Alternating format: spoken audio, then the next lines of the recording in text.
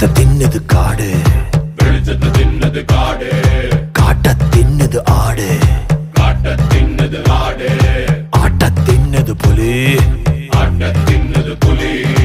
இதுதாண்டா பசி, இதுதாண்டா பசி.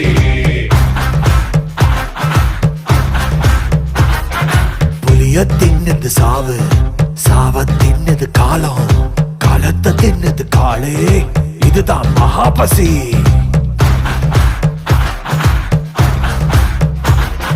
நிக்காம துரத்து முன்னு, அட சிக்காம பறக்கும் முன்னு, மாட்டிட்டா இது செத்துச்சு, மாட்டாட்டி பசியில அது செத்துச்சு. ஒரு ஜீவ